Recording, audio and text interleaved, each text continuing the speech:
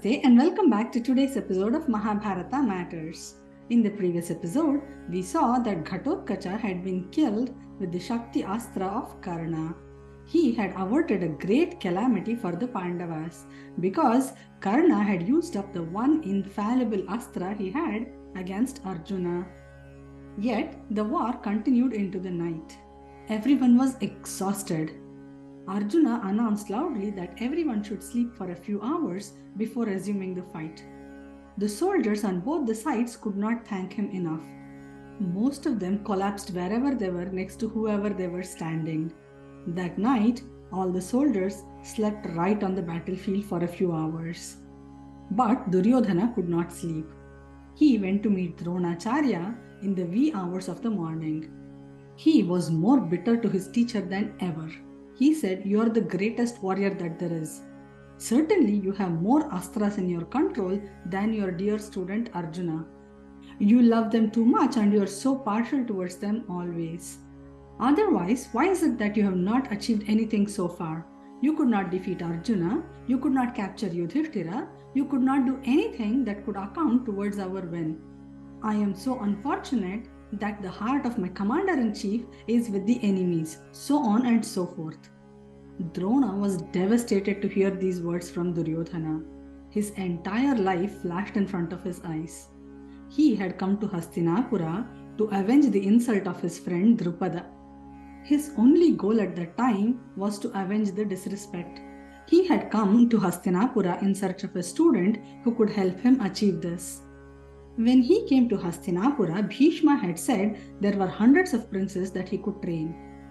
He was eager because he thought of all these many princes, a few of them would certainly be able to take my revenge. So he had agreed to become their Acharya. He had seen the dirty tricks Duryodhana and his brothers were playing on the Pandava brothers. As a teacher, he did not intervene. His revenge was taken many years later. By then, he had lost the novelty for it and did not enjoy the victory as much as he thought he would. He had thought with him forgiving his friend, the episode would have ended. But Drupada became very angry for this humiliation he had faced due to Drona. He had performed a yajna to beget a son who could become the cause for Drona's death. After his revenge was taken, the purpose of Drona coming to Hastinapura had been achieved. He could have left the place. But he had continued to stay there because he enjoyed the respect that he was receiving at the Kuru kingdom. He had enslaved the king by keeping quiet at the Dyuta Sabha and not speaking against the king or his son who were his employers. Although Drona was a Brahmana, he had adorned the role of a Kshatriya and come to the battlefield. When appointed as commander-in-chief after the fall of Bhishma, he had promised that he would bring Yudhishthira alive, even though he knew the evil intentions of Duryodhana. He had lost all the respect he had commanded from the Pandava brothers. He had participated in the goriest of the acts, the killing of Abhimanyu. Now he had also promised that he would not take off the armor until he kills the enemies or gets killed in the process. He had engaged in so much adharma, yet Duryodhana was very unhappy with him. He was complaining, accusing, and questioning the loyalty of his guru time and again. Now Drona was completely disgusted with Duryodhana and his speech. He said, "I have done beyond my ability to try and please you. I have also promised that I will kill the Kekayas and Panchalas and not take off my armor or get killed in the process as well. If you want me to use astras on the soldiers, I will do even that for you. But I am telling you again, no one can defeat the Pandavas. They are righteous and they have Krishna on their side." Duryodhana was extremely angry and could hear this no more. He cut the words of his guru and said, "If you cannot defeat them, do not bother. My friend Radheya, my brother Dushasana, my uncle Shakuni and myself are more than enough to defeat them. Let us divide the army into two. I will take one half and attack your favorite student. You can take the other portion and do whatever you want. If you choose to, you can sit here and continue singing the glories of your dear student Arjuna." Drona was shocked to hear these words from this ungrateful man. He regretted his every choice and decision he had made that had brought him to see this day. What do we learn from this story? Every regret of Drona is a learning moment for us. If someone mistreats us, it shows their samskara. If we take revenge on them, it shows our samskara. Just staying away from such people and situations is more than sufficient.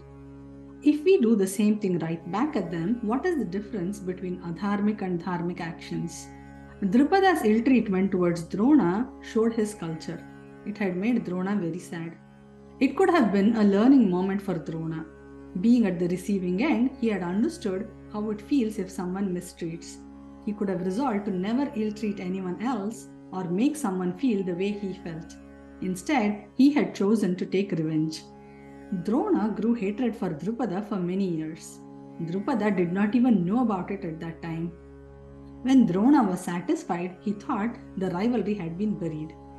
But he did not realize it was not burying, it was sowing. He was sowing the seeds of hatred in Drupada's heart now. As we sow, so we reap. Hatred will give only hatred back in return. Power is very intoxicating. When Duryodhana made Drona the commander-in-chief, Drona's pride knew no bounds. He was ecstatic. It was a coveted honor to be called as the chief of the army of the Kaurava side. In his eagerness and excitement, he had promised to capture Yudhishthira, although he knew Duryodhana's evil intentions. By saying so, he had lost the respect of many people, including Bhima. Ego is a monster that will bite us back. When Duryodhana accused Drona that he was not fighting hard enough, his pride was punctured badly. He promised that he will do something very eventful the next day. To keep up his words, he had participated in the most adharmic act of killing Abhimanyu.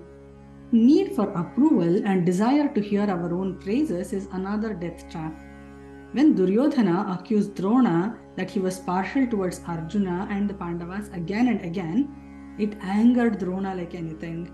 He promised not to take off the armor and ordered the fight to continue into the night. He had thrown all sense and humanity into the wind. He wanted to please Duryodhana so badly just so that he would say nice things about Drona. Another concept to remember is this too shall pass.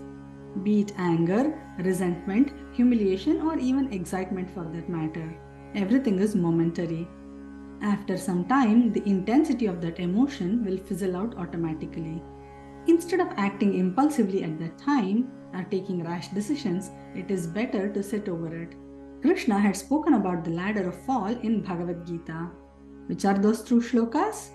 Dhyayato vishayan pumsaha sangasteshu pajayate sangat sanjayate kamaha kamat krodho bhijayate krodhat bhavati sammohaha sammohat smriti vibhramaha smriti bhramshat buddhinashaha buddhinashat pranashyati. What Krishna is saying here is that with Vishaya Sakti we get a desire in our heart. When that desire is not satiated, we get angry. From anger comes delusion. Due to delusion, we forget how we have to conduct ourselves. Due to this, our intellect gets destroyed. With a destroyed intellect, we will destroy ourselves. Drona fit this bill perfectly because of his many desires. His desire to take revenge, his desire to win approval, his desire for power, desire to please the king, desire to please his son, etc. etc. Drona's life story gives us a lot of food for thought. With these thoughts, we come to the end of today's episode. Remember, in this series, we are discussing matters of Mahabharata because even today, Mahabharata matters. Hari Om!